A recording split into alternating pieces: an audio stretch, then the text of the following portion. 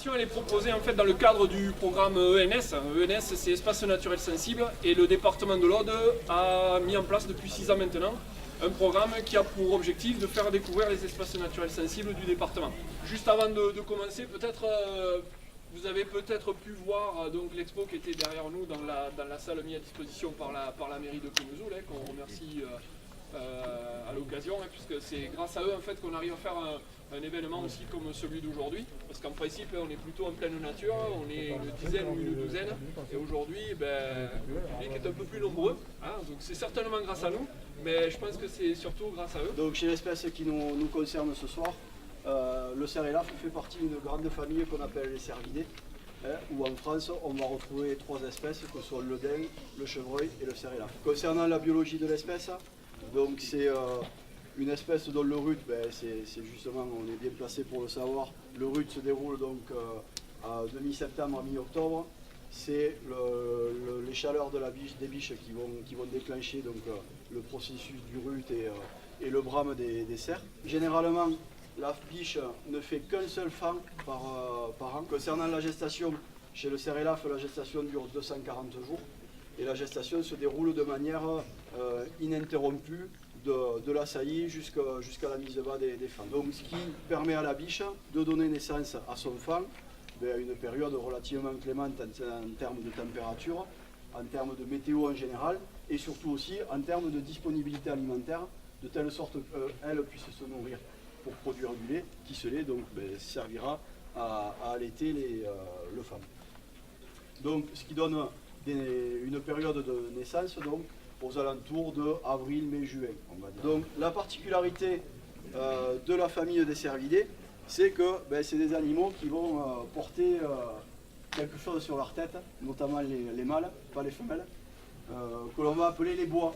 Alors c'est bien des bois et non des cornes. D'accord ?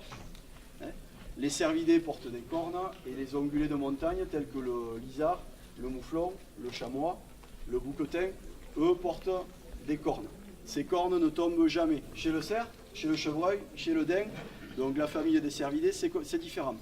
Tous les ans, les bois tombent obligatoirement. Ça ne peut pas être autrement. C'est dans le cycle biologique de l'espèce. Vous voyez un petit peu à quoi ça peut ressembler. Donc si les bois tombent, obligatoirement il faut qu'ils repoussent.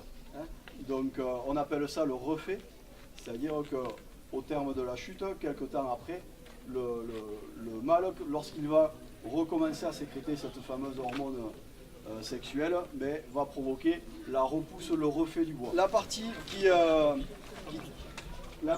tient le bois du cerf sur la tête du cerf. Donc vous avez le pivot, qui est la partie osseuse de l'animal, avec la première partie ici qui est la meule. D'accord ? Première pointe, puisqu'on parle de pointe, on arrivera tout à l'heure, il y aura peut-être des questions au fameux corps, puisque je sais que souvent ça vous intrigue. La première pointe, on va l'appeler le maître andouillé ou l'andouillé de massacre. Deuxième pointe, ça va être le surandouillé. Après, c'est la trochure. Et enfin, on arrive à la partie, à l'autre extrémité du cerf que l'on va appeler l'empaume. Et enfin, la partie principale du bois du cerf, à partir de laquelle partent toutes les pointes, mais ça c'est le mérin.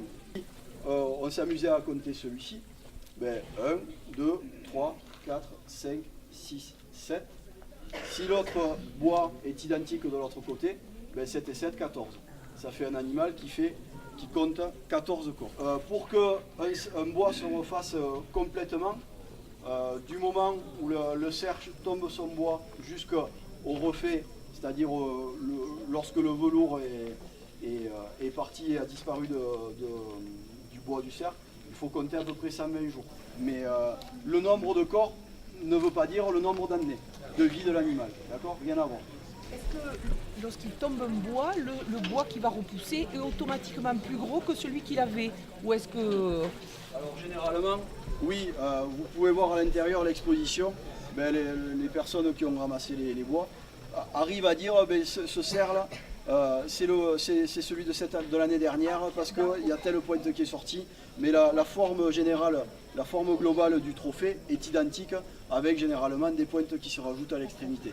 Voilà. Mais on arrive à suivre les serres d'une année sur l'autre. Mais généralement, pour qu'un bois se développe de manière correcte, ben, il faut quoi? Il faut que la disponibilité alimentaire du milieu dans lequel il vit soit suffisamment bonne par rapport à la densité d'animaux. S'il y a une forêt où il y a très peu de nourriture avec beaucoup d'animaux, ben forcément les cerfs ne vont pas se développer de la même sorte que si vous avez une forêt très riche avec très peu d'animaux. Donc ça c'est ce que l'on appelle nous, en termes un petit peu techniques, la capacité d'accueil du milieu. C'est très important. Si on a une capacité d'accueil très faible, ben on ne pourra pas avoir beaucoup d'animaux, c'est pas possible. Allez vas-y, je m'en vais.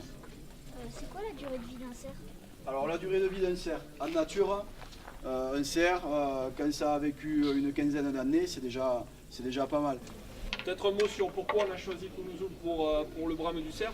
Jusque-là, on allait sur le massif du Madre directement, en pensant que en étant plus éloigné des habitations, ça serait mieux. Finalement, c'est beaucoup trop grand et c'était pas super à l'observation. Alors qu'ici, on se retrouve dans un secteur où les animaux finalement approchent. Je crois qu'il y en a qui en ont déjà vu, moi j'en ai vu aussi, donc vous avez dû les voir aussi. Donc les animaux trouvent l'endroit sympa. Et pourquoi? Parce que tout simplement les chasseurs du coin, ils ont compris, pour que les animaux ils puissent se reproduire et qu'ils en aient suffisamment pour prélever, pour garder un équilibre, il faut laisser des zones de tranquillité. Et là vous avez une zone de tranquillité qui ne vont pas chasser, qui préserve. Et du coup, on a des biches. Si on a des biches, on a les cerfs qui viennent. Si les cerfs sont tranquilles, forcément, ils viennent là pour bramer.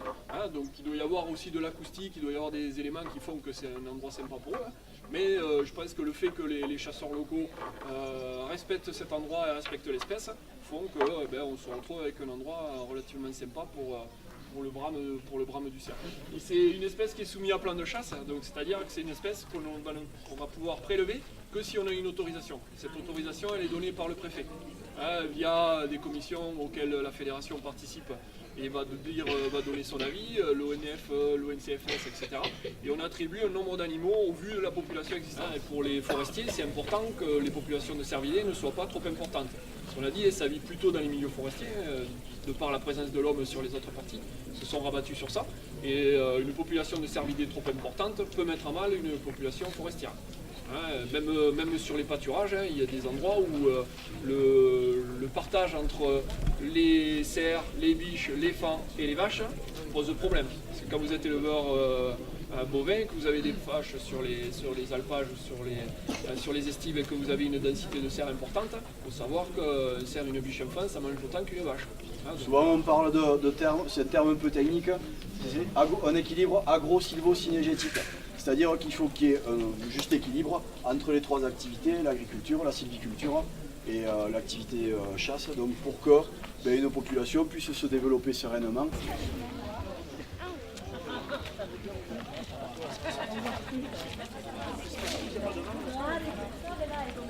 Ah,